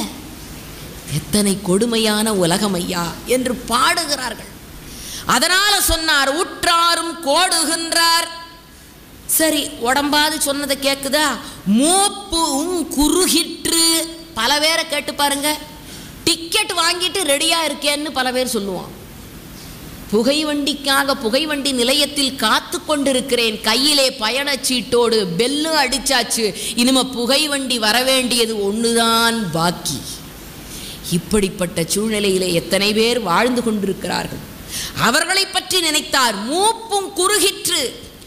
நாடுகின்ற நல்ல சிற்றம்பலமே நன்னாமுன் என் நெஞ்சே. கடைசி காலத்துல உயிர் போறதுக்கு முன்னால என் மனசு நாட வேண்டிய ஒன்றே ஒன்று, தில்லை சிற்றம்பலமே சேர். அந்த ஒன்றை மட்டுமாவது சொல்றதுக்கு மனசை பழக்கி வைத்துக்க. அம்பலம்னா இன்னொரு பொருள் மயானம். அம்பலத்தரசே அருமருந்தே, ஆனந்தத்தேனே அருள் விருந்தே, பொது நலத்தரசே புண்ணியனே, புலவரெல்லாம் புகழ் கண்ணியனே. அம்பலத்தரசே அருமருந்தே, ஆனந்தத்தேனே அருள் விருந்தே. அம்பலம் என்றால் மயானம் என்று பொருள். அதனாலதான் அம்பலத்திலே ஆடுகிறவனை, அந்த ஈசன் நடமாடுகிற இடத்தை சிற்றம்பலம், பேரம்பலம், பொன்னம்பலம், வெள்ளி அம்பலம் என்று வெவ்வேறு விதமாக அழைக்கிறது நம்முடைய சமயம். அந்த க்ஷேத்திர திருவெண்பா ஐயா நீங்க ஒரு முறை வாழ்க்கையில படித்து பாருங்கள். எத்தனை சிவன் கோயிலுக்கு போகணும்னு நீங்க நினைச்சீங்களோ அத்தனை சிவன் கோயிலையும் இருந்த இடத்தில் இருந்தே 11ஆம் திருமுறையினுடைய க்ஷேத்திர திருவெண்பாவை படித்தால் போதும், அத்தனை பலன்களும் உங்களை நாடி வரும். ஏன் இன்னைக்கு டூரிசம் டிபார்ட்மெண்ட் சுற்றுலான்னு கூட்டிக்கிட்டு போறாங்க, ஆனா என்னால எழுந்து நடக்க முடியலையே. சுற்றுலா தலங்கள் நிறைய இருக்கிறது, காசு இல்லையே போறதுக்கு என்று வருத்தப்படுகிறவர்களுக்கு கூட க்ஷேத்திர திருவெண்பாவை வீட்டில் ஒரு விளக்கை ஏற்றி வச்சு எல்லா ஊர்ல இருக்கிற சிவபெருமானையும் ஒற்றை பாட்டிலே கொண்டு வந்து வைத்த பெருமை ஐயடிகள் காடவர்கோனுடைய க்ஷேத்திர திருவெண்பாவுக்கு இருந்தது. திருவையாரை பத்தி எழுதுறார் ஐயா. புலனைந்தும் பொறிகலங்கி அறிவு அழிந்திட்டு ஐமேல் உந்தி இருக்கிற குரங்கு கூட திருவையாறு கோவில்ல அவ்வளவு திவ்ய கடாட்சமா இருக்குன்னா நாமெல்லாம் என் மாத்திரம். திருவையாறு பாட்டை பத்தி அழகா எழுதுகிறார். குந்தி நடந்து குனிந்து ஒரு கை கோல் ஊன்றி நொந்து இருமி ஏங்கி நுரைத்து ஏறி வயிற்றுக்குள்ள தொண்டைக்குள்ள அப்படியே கோழை எதிரி எதிரி வருமா. பல பேருக்கு பேச்சு நின்று போயிடும், பார்த்துருக்கீங்களா? என்னென்னவோ சொல்லணும்னு நினைப்பார். கடைசி நேரத்தில் கண்ணிலிருந்து தண்ணி மட்டும்தான் ஐயா வழியும். உள்ளத்துக்குள்ளே இருக்கிற ஒன்றையும் சொல்கிறதுக்கு இந்த கோழை தடை பண்ணுமா. அதனால் சொன்னால் இப்போ தொண்டை நல்லா இருக்குது, வாய் நல்லா இருக்குது, கோழை தடுக்கலை, இப்போவாவது அந்த ஐயாற்று பெருமானுடைய பெருமையை சொல்லி சொல்லி புண்ணியத்தை சேர்த்துக்கையா. ஐயாற்று பெருமானின் பெருமையை சொல்லவில்லை என்றால் ஐயாறு வழிந்து உன் தொண்டையை அடைத்து விடும்னா. ஐயாறுன்னா கோழைன்னு ஒரு பொருள் உண்டு. தமிழுக்கு தாங்க அவ்வளவு சிறப்பு. ஒரே சொல் ரெண்டு விதமான பொருளையும் தருகிற ஆற்றல் இருக்கிற காரணத்தினால் ஐயாறு வாயாறு பாயாமுன், வாயிலிருந்து எச்சில் ஒழுகி கோழ வழியறதுக்கு முன்பு நெஞ்சமே ஐயாறு வாயாலழை. மாதர் பீரை கண்ணியானை மலையான் மகளோடு பாடி போதொடு நீர் சுமந்தேத்தி புகுவாரவர் பின் புகுவேன் யாதும் சுவடு படாமல் ஐயாரடைகின்ற போதில் காதல் மட பிடியோடு களிறு வருவன கண்டே நம்ம சமயத்துக்கு தாங்க பெரிய சிறப்பு. நம் சமயத்தில் ஒரு குடும்பத்தை விட்டு ஓடுன்னு சொல்கிறதே கிடையாது. புள்ள குட்டிங்களை விட்டுட்டு காட்டுக்கு போய் தவஞ்செய் நம் சமயம் சொல்லலை. நீ பாவத்தை செஞ்சவன் சொல்லலை. கணவனும் மனைவியுமாக, தாயும் தந்தையுமாக, சோமாஸ்கந்த மூர்த்தியுமாக குடும்பத்தோடு இல்லற கடமையை நீ ஒழுங்காக செய்தால் உன்னை தேடிக்கொண்டு ஆண்டவன் வருவான் என்று சொன்ன ஒப்பற்ற சமயம் நம் சமயம். அதாங்க நமக்கு இருக்கிற பெரிய சிறப்பு. குடி செய்வல் என்னும் ஒருவர்க்கு தெய்வம் மடிதற்று தான் முந்துரும் நான் வள்ளுவேன். கடவுள் துண்டை கட்டிக்கிட்டு வந்து வேலை செய்வாராம். யாருக்கு? எவன் ஒருவன் குடும்பத்து கடமைகளை ஒழுங்கா செய்யறானோ, அவன் கோயிலுக்கு போகலனா கூட அவனை தேடி கடவுள் வருவார்னா. அது சும்மா வரமாட்டாராம். தெய்வம் மடிதற்று தான் முந்துரும். இப்போ கோயிலை சுற்றி வரீங்க, இடத்துல உட்காடுறீங்க, கொஞ்ச நேரம் ஆச்சு, எழுந்திருக்கும் போது என்ன செய்வீங்க? உட்கார்ந்துருந்த இடத்துல வேட்டி சேலையில் உள்ள தூசியெல்லாம் தட்டி விட்டுட்டு அப்புறம் எழுந்து நடப்போம். அது மாதிரி கடவுள் ஒரு இடத்துல உட்கார்ந்துருந்தவர், அடாடா ஏன் அடியவன் அங்கே குடும்ப கடமைகளை ஒழுங்கா செய்கிறானே, அவனுக்கு அருள் புரியாம இங்கே நம்ம ஹாயா உட்கார்ந்துருக்கிறோமேன்னு தெய்வம் மடி தட்டி கொண்டு தான் முந்துரும் என்று வள்ளுவ பெருந்தகை அழகா சொல்லலாம். அப்படிப்பட்ட திருவையாறு. அந்த திருவையாற்றை வாயால் ஒரு முறை அழைத்தாலே போதும், உங்களுக்கு அத்தனை சிறப்பு வந்து சேரும்னர். அடுத்து சொன்னார் திருக்கோடிக்கா. தஞ்சையிலிருந்து கும்பகோணம் போகிற வழியில் இருக்கிற ஒவ்வொரு திருக்கோயிலும் எவ்வளவு சிறப்புங்க. அவசியம் திருக்கோடிக்காவுக்கு ஒரு முறை சென்று வாருங்கள். ஏன் தெரியுமா? அந்த திருக்கோடிக்காவுக்கு இருக்கிற சிறப்பை சொல்றார். காலை கரையிழையால் கட்டித்தான் கைவோர்த்து. புத்தாண்டில் இப்படி சொல்லணுமான்னு நீங்கள் நினைக்கலாம். ஆனால் எப்படிப்பட்ட உடம்பும் யாக்கை நிலையாமை. ஏன் தெரியுமா? நம்முடைய முன்னோர்கள் இந்த உடம்பு நிலையில்லாததுன்னு சொன்னால், நல்லா இருக்கும் போதே புண்ணியத்தை சேர்த்து செஞ்சு வச்சுக்கங்கிறதுனால யாக்கை நிலையாமைன்னா. இறந்த பிறகு குழந்தை இறந்தால் கூட வாளை கொண்டு கீறி அவன் போர்க்களத்தில் இறந்த மாதிரி அவனுக்கு பூசை செய்து அடக்கம் செய்வதுதான் தமிழனுடைய மரபு. குழவி இறப்பினும் ஊன்தடி இறப்பினும் வாளது கொண்டு கீறணும். அந்த மரபு தான் இன்னைக்கு நம்ம கிட்ட இருக்கு. இறந்து போன பிறகு என்ன செய்யறோம்? அவர் கட்டி இருந்த வேட்டியில ஒரு நுனியை எடுத்து அதை ரெண்டா கிழிச்சி அதை கொண்டு கால்களை கட்டுகிறோம். அதற்கு என்ன பொருள் தெரியுமா? வாளால் அறுத்து அந்த குழந்தையை புதைத்த தமிழனுடைய மரபு இப்ப வாளால் அறுக்கிறதுக்கு பதிலாக துணியை ரெண்டா கிழிச்சு காலை கட்டுறான். காலை மட்டுமா கட்டுறான், கையையும் கட்டுறான். காலை கட்டி கையை கட்டி மனிதனை ஒரு கட்டு கட்டி அது வரையிலே அவரை பெரிய வள்ளல்னு பாராட்டியிருப்பான், அவரை கொண்டல்னு பாராட்டியிருப்பான். ஆனால் இப்போ பாடியை எப்போ எடுப்பாங்க? அப்படிப்பட்ட பேரு சிறப்பு ஊரு எல்லாம் போய் உடல் என்ற ஒரே ஒரு ஒற்றை சொல்லால் மட்டுமே அழைக்கப்பட தகுந்த இந்த உடம்புக்கு தான் நாம் இவ்வளவு அலங்காரம் பண்ணிக்கிறோம். நிறுத்து வச்சாயா சுட போகிறான். சுடுகாட்டில் இவரை இறக்கிறதுக்கு முன்னால் எப்படி இருந்தாருன்னு எவனையும் யோசித்து பார்க்க போகிறதில்ல. அருமையாக சேத்திர திருவன்பாவிலே ஐயடிகள் காடவர்கோன் சொல்லுகிறார். காலை கரையால் இழையால் கட்டி தன் கையார்த்து, கையை அசையாம வச்சு கட்டி, மாலை தலை கணிந்து. அதனால தான் பெரியவர்கள் சொல்லுவார்கள், உயிரோடு இருக்கிறவனுக்கு தலையில மாலை வைக்கக்கூடாது, துறவிகளுக்கு மட்டும்தான் மாலை அணிவித்தல் வேண்டும், மலர் கிரீடம் அணிவித்தல் வேண்டும். இல்லறவாள்களுக்கு தலையில எப்ப தெரியுமா மாலை கட்டுவார்கள்? உயிர் பிரிந்த பிறகுதான் தலைக்கு மாலை கட்ட வேண்டும். கடவுளுக்கு மட்டும்தான் தலைமாலை தலை கணிந்துன்னு பாட்டு வரும்.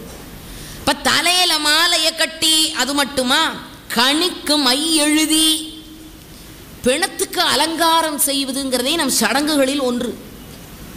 அடுத்து சொன்னார், மேலோர் பருக்கோடி மூடி, கடைசியா கொண்டு வந்து போத்தர துணி கோடின்னு பேர். அப்படி கோடி உடுத்தி அலராழா முன் எல்லாரும் சுத்தி நின்று அழறதுக்கு முன்னால, நீ போய் திருக்கோடிக்கா அடை நீ சென்று, உன்மேல கோடி துணி உடுத்து சாகுவதற்கு முன்பு நீ திருக்கோடி காவல போய் நில்லுடா, உனக்கு மோட்சம் கிடைக்கும்னா.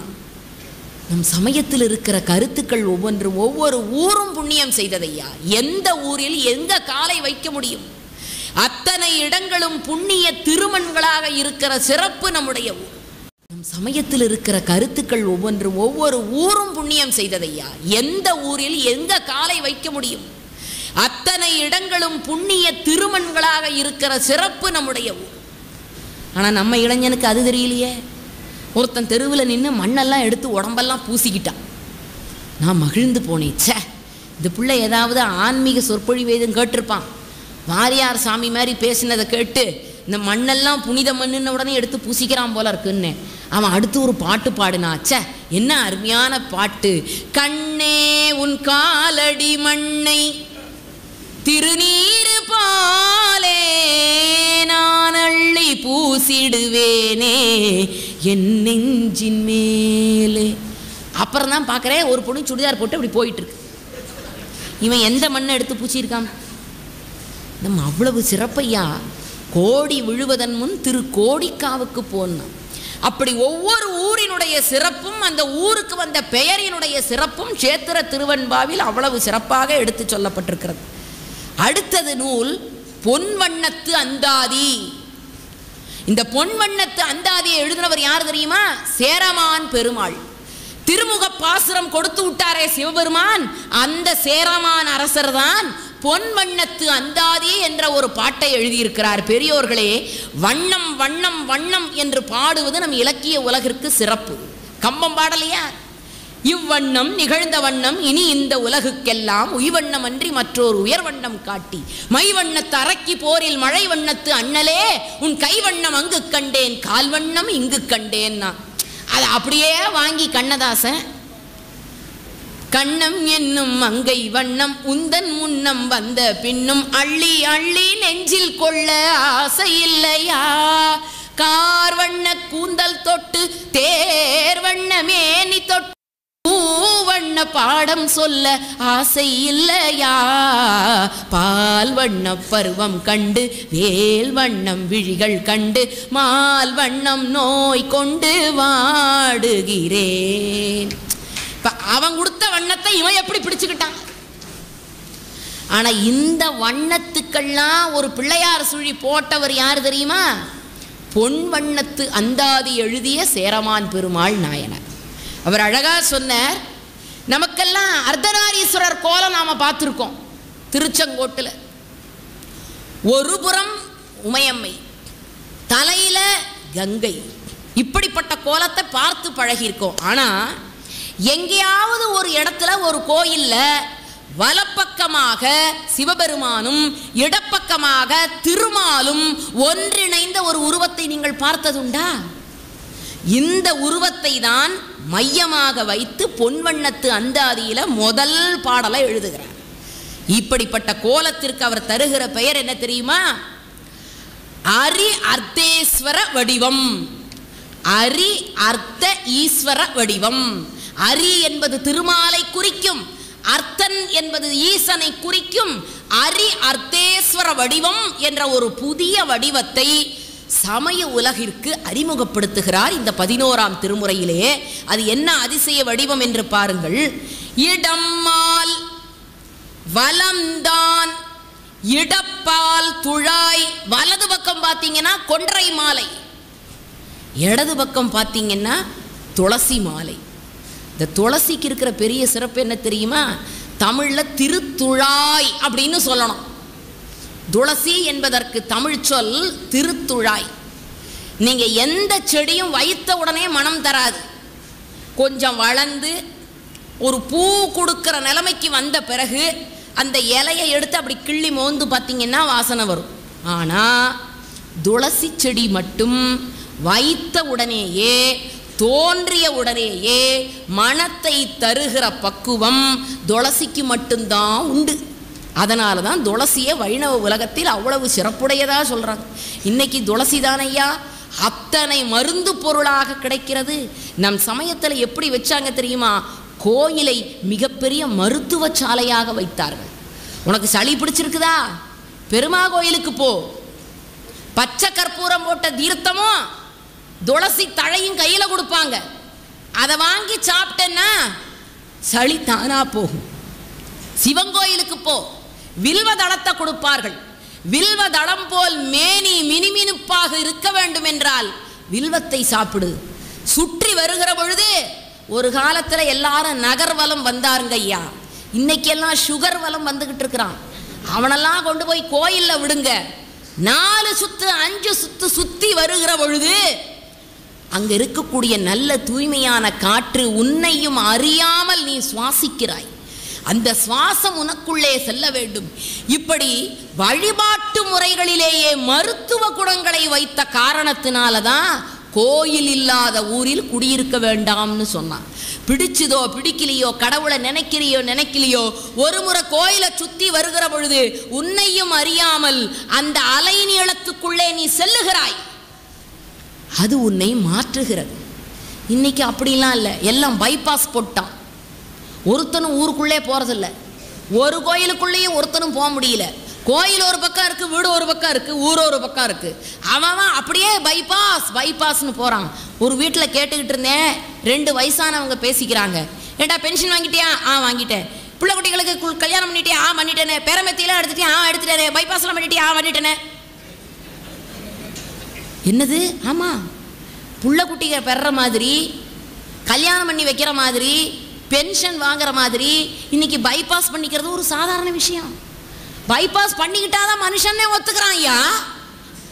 அப்படி புறவழிச்சாலைகளுக்கு இன்னைக்கு பெருமை கூடிக்கிட்டு இருக்குது.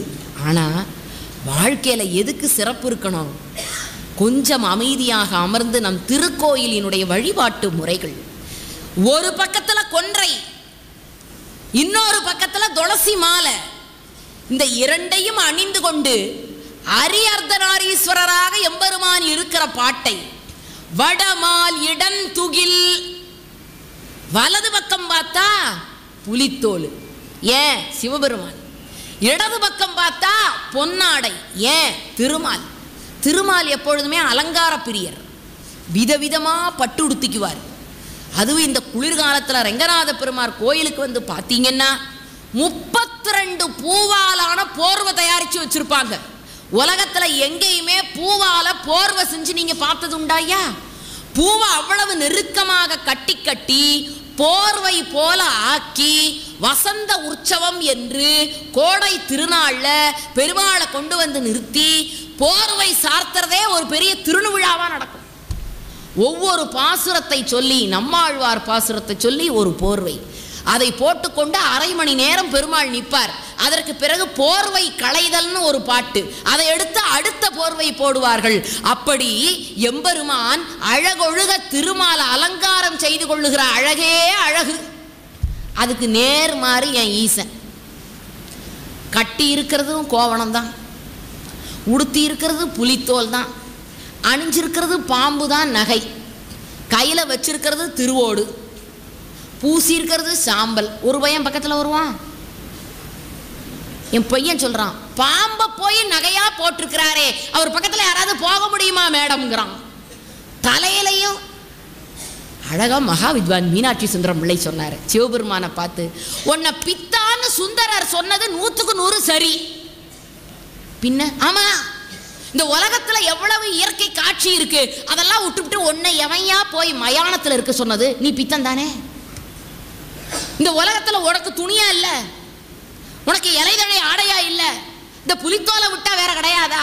அதை போய் அடிஞ்சிருக்கிறியே, இது ஒரு பெரிய விஷயமா? அதாண்டா உன்னை பித்தன்னா. அது சரிதான். நீ கண்ணசத்தா அணிகலன்கள் வராதா?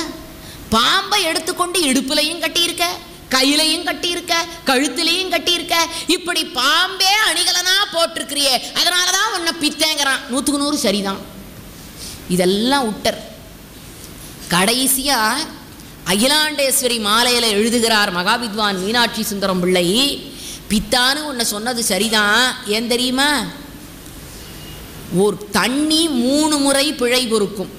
ஒருத்தன் தண்ணியில் விழுந்துட்டான்னா 3 முறை அந்த தாய் காப்பாற்றி விடுவா மேலே. அதுக்குள்ளேயே அவன் தப்பிச்சு வெளியில் வரலன்னா அதுக்கு பிறகுதான் தண்ணிக்குள்ளே மூழ்கி உயிர் போகிறது. 3 முறை மட்டுமே பிழை பொறுக்கக்கூடிய தண்ணியான கங்கையை தூக்கி தலையில் வச்சுக்கிட்டு இருக்கிற தான் பக்தன் எத்தனை முறை தப்பு செஞ்சாலும் அதை பத்தி கண்டுக்காம அவன் கூப்பிட்ட ஓடி வந்து அனைத்து தழுவி அவனுடைய துன்பத்தை போக்குகிறாளே உமையம்மை, அவளெல்லாம் தலையில வச்சிருக்கணும். அவளை கொஞ்சம் இறக்கி உடம்புல கீழே வச்சிருக்கிற.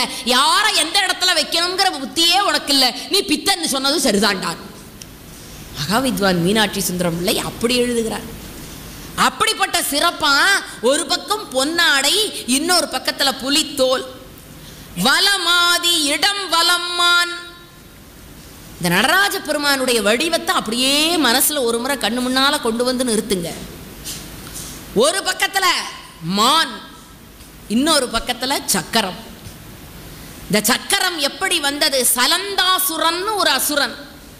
அந்த சலந்தாசுரனை அழித்த காரணத்தினால் திருமாலுக்கு வழங்கியது இந்த சக்கரம்.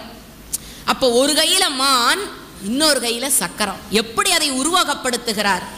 இடமால் கரிதால் வலம் சேது இவனுக்கு எழில் நலம் சேர் குடமால் இடவலங் கொக்கரையாம் எங்கள் கூத்தனுக்கே. குடக்கூத்துன்னு ஒன்று உண்டு, திருமாலுக்கே உரிய கூத்து. அந்த குடக்கூத்தை ஆடிக்கொண்டு திருமால் இருக்கிறாராம். இவர் ஊர்துவ தாண்டவம், காலை தூக்கி தலைமேல் ஏற்றுகிற ஆண்டவம். இப்படி அதிசயமான ஒரு உருவத்தை இந்த பொன்வண்ணத்து அந்தாதியிலே சேரமான் பெருமாள் பதிவு செய்வதை பார்க்கிற பொழுது அது இன்னும் நமக்கு உயர்வையும் சிறப்பையும் தருகிறது. சான்றோர் பெருமக்களே, பெருமா கோதையார் என்று பாராட்டப்பட்ட சேரமான் பெருமாளுடைய சிறப்பு, திருமுருகாற்றுப்படை 11ஆம் திருமுறையிலே சிறப்பாக உச்சரிக்கப்பட தகுந்த ஒன்று திருமுருகாற்றுப்படை. வாய்ப்பு கிடைக்கிறவர்கள் அவசியம் திருமுருகாற்றுப்படையாவது அனுதினம் ஓத வேண்டும் என்ற சிறப்பை சொல்லுங்கள். ஆகவேதான் சங்க இலக்கியத்தில் ஒன்றாக இருக்கக்கூடிய திருமுருகாற்றுப்படையை கொண்டு வந்து இந்த சைவ இலக்கியத்திலே 11ஆம் திருமுறையிலே ஒன்றாக கொண்டு வந்து சேர்த்தார்கள். ஆகவேதான் சான்றோர் பெருமக்களே, இந்த 11ஆம் திருமுறையில் இருக்கிற ஒவ்வொன்றும் ஒரு தனித்த சிறப்பு வாய்ந்தது. திருக்கைலாய ஞான உலா என்ற ஒரு நூல். கைலாயத்திற்கு போக வேண்டும் என்று நினைக்கிறோம், முடியல, காசு வசதி இல்லை, உடம்பு இடம் கொடுக்கல, இந்த எம்பெருமானை தரிசிக்க வேண்டும், கைலாய யாத்திரை கிடைக்க வேண்டும். அப்பறை போல நம்மளால போக முடியுமா? காலால நடந்து போனார், கால் மடங்கி போச்சு, முட்டியால் தேய்த்து தேய்த்து தவழ்ந்து தவழ்ந்து கைலாய மலைக்கு போகிறார். அதுவும் முடியல, கையால் தடவி தடவி தவழ்ந்து தவழ்ந்து போகிறார். எம்பெருமானிடத்திலே இருந்து வருகிறாராம் ஒரு அடியவர். அவரை பார்த்து கேட்டார், எங்கே போகிறீர்கள் என்று. கைலாயத்திற்கு போகிறேன். நீர் ஏயா கைலாசத்துக்கு போனோம்? திருவையாறுக்கு போ, உனக்கு நான் அங்கே காட்சி தருகிறேன் என்று அங்கே எம்பெருமான் திருக்கோலத்திலே திருவையாற்றிலே எழுந்தருளி அப்பர் பெருமானுக்கு காட்சி அளித்தாராம். அப்படிப்பட்ட சிறப்புடையது கைலாய ஞான உலா, திருக்கைலாய ஞான உலா. வாழ்க்கையிலே கைலாயத்திலே நாம் அடையக்கூடிய அத்தனை சிறப்பையும் நன் கண் முன்னதே பாடக்கூடிய ஒரு பாடல் அந்த கைலாய ஞான உலாவை அவசியம் படியுங்கள். எத்தனையோ நூல்கள் சொல்லிக்கொண்டே போகலாம். பக்தி இலக்கியத்தினுடைய ஒவ்வொரு சிறப்பையும் அந்த நூலை எப்படி நாம் உச்சரிக்கிறோம், எப்படி நாம் சொல்லுகிறோம் என்பதை பொறுத்துதான். சான்றோர் பெருமக்களே, 11ஆம் திருமுறையிலே இந்த 11ம் இப்படி விரவி கிடக்கிறது. இந்த 11 திருமுறைகளில் ஒவ்வொரு திருமுறை பாடலையும் முதலாவதாக எடுத்து வைத்துக்கொண்டு அதனையே நீங்கள் தொடர்ந்து சொல்லிக் கொண்டு வந்தால் அத்தனை பெருமையும் இன்றைக்கு கிடைக்கும். தீங்கின்றி நாடெல்லாம் திங்கள் மும்மாறி பெய்து ஓங்கு பெரும் சென்னல் ஊடு கயலுகள பூங்குவளை போதில் பொறிவண்டு கண்படுப்ப தேங்காதே புக்கிருந்து சீர்த்த முலை பற்றி வாங்க குடம் நிறைக்கும் வள்ளல் பெரும் பசுக்கள் நீங்காத செல்வம் நிறைந்தேலோரெம்பாவாய். ஈசனடி போற்றி எந்தையடி போற்றி தேசனடி போற்றி சிவன் சேவடி போற்றி நேயத்தே நின்ற நிமலனடி போற்றி மாயப்பிறப்பருக்கும் மன்னன் அடி போற்றி சீரார் பெருந்துரை நம் தேவனடி போற்றி, ஆனாத இன்பம் அருளும் மலை போற்றி என்று திருவாசகத்திலே குறிப்பிட்டார்களே, அந்த போற்றி பதிகத்தை வாழ்க்கையில வீட்டில் அனுதினமும் சொல்லுங்கள். சிவபுராணம் படியுங்கள். ஒவ்வொரு வீட்டிலும் இன்றைக்கு வெளிநாடுகளில் வாழுகிற தமிழர்கள் சிவபுராணத்தை சொல்லுகிறார்கள். நம்ம நாட்டில் தான் ஒரு பெரிய கொடிய துன்பமான ஒரு பழக்கம் இருக்கு. செத்தவன் வீட்டில் தான் சிவபுராணம் படிக்கணும்னு சொல்றான். ஐயா, வாழுகிறதற்காக எழுதப்பட்ட ஒரு நூல், அதனுடைய தத்துவத்தை புரிந்து கொள்ளவில்லை. எம்பெருமான் கால் தரை தோய நடந்து வந்த உலகம் மதுரையும் பதி. அங்கே இருக்கக்கூடிய விறகு விற்ற படலம் என்ற ஒரு அற்புதமான படலத்தை திருவிளையாடல் புராணத்திலே படியுங்கள். அதை படித்தால்தான் 11ஆம் திருமுறையிலே இருக்கிற ஒவ்வொரு பாட்டிற்கான பொருளும் உங்களுக்கு தெரியும். வையையாறு பொங்கி பெருகி வருகிறது மதுரை நகரம் முழுக்க. ஒவ்வொரு வீட்டிற்கும் ஒவ்வொரு பகுதி என்று தடுத்து தடுத்து கொடுக்கிறார்கள். அப்படி தடுத்து கொடுத்த பகுதியை எல்லோரும் அடைத்து விடுகிறார்கள். ஆனால் வந்தி என்ற பாட்டி மட்டும் அடைப்பதற்கு வழியில்லாமல் தடுமாறிக்கொண்டிருந்த நேரத்திலே விறகு விற்பவனாக எம்பெருமான் தலையிலே விறகை சுமந்து கொண்டு கால் தரை தோய அந்த மதுரையிலே நடந்து வந்தாராம். ஆகவேதான் திருவிளையாடல் புராணத்து பாட்டை ஒரு பாட்டுக்குள்ள அப்படி கேப்சியூல் மாறி, அப்படி சாறு மாறி, கரும்பை கடிச்சு தின்றத்துக்கு வலிமை இல்லாத பொழுது சாறு கொடுப்பது போல கண்ணதாசன் அப்படியே கொண்டு வந்து கொடுத்தான். பார்த்தா பசுமரம், படுத்து விட்டா நெடுமரம், சேத்தா விறகுக்காகுமா ஞான தங்கமே, தீயிலிட்டா கரியும் மிஞ்சுமா, பொன்னும் பொருளும் மூட்டை கட்டி போட்டு வச்சாரு, இவரு போன வருஷம் மழைய நம்பி விதைச்சாரு, ஏட்டு கணக்க மாத்தி மாத்தி எழுதி வச்சாரு. இன்னைக்கு நாட்டு நடப்பை என்ன அழகா பதிப்பிச்சிருக்கிறான்.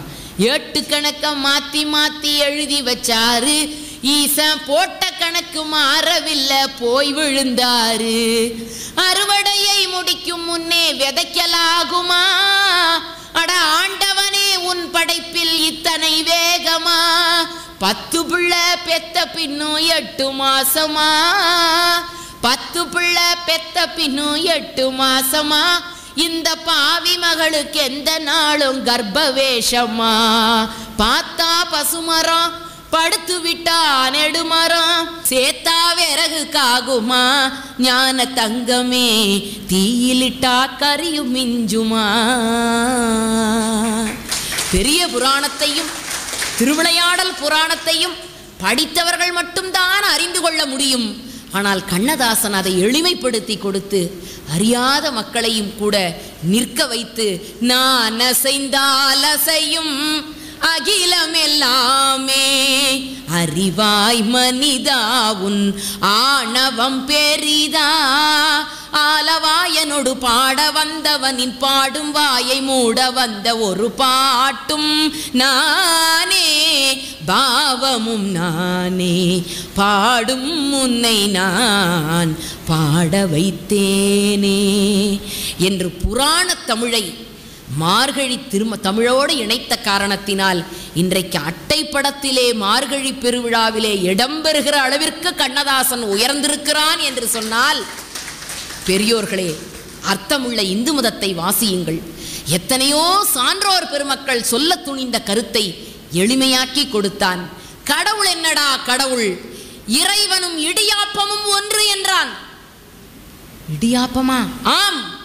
இடியாப்பத்தினுடைய தொடக்கத்தையும் முடிவையும் உங்களால் கண்டறிய முடியுமா? அதை போலத்தான் கடவுள் எங்கே தொடங்குகிறான் எங்கே முடிகிறான் என்று உங்களால் கண்டறிய இயலாது என்று சொன்னான். அதை போலத்தான் அர்த்தநாரீஸ்வரர் உருவத்தை பார்த்து கேட்டான். அது சரி, சிவபெருமானுடைய இடப்பாகம் எங்கே போனது? உமையம்மையினுடைய வலப்பாகம் என்ன ஆனது? 2 வினாக்களை அர்த்தமுள்ள இந்து மதத்தில் இவனாகவே எழுப்பிக் கொண்டு பதில் சொன்னான். இந்த உலகத்தில் ஈசனுடைய இடப்பாகம்தான் பிறந்திருக்கிற அத்தனை ஆண்களும், உமையம்மையினுடைய வலப்பாகம்தான் இந்த உலகத்தில் இருக்கிற அத்தனை பெண்களும் என்று அற்புதமான ஒரு விளக்கத்தை கொடுத்து, நமக்குள்ளே இறைவன் இருக்கிறான், உள்ளத்தில் உள்ளானடி தோழி, உள்ளே கடந்து சென்றால் கடவுள் இருக்கிறான் என்ற அற்புதமான தத்துவத்தை எளிமைப்படுத்தி கொடுத்தார்கள்.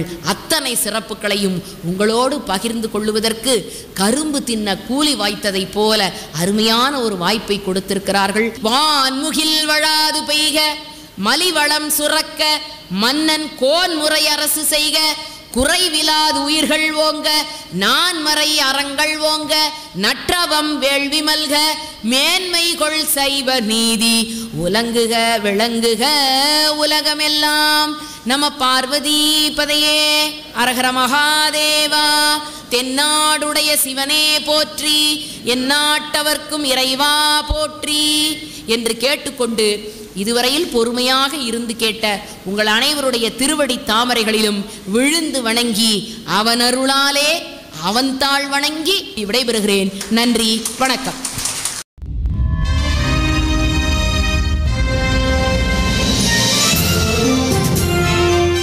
மனம் குளிரட்டும், மகிழ்ச்சி பொங்கட்டும். நம்ம ஆரா டிவி.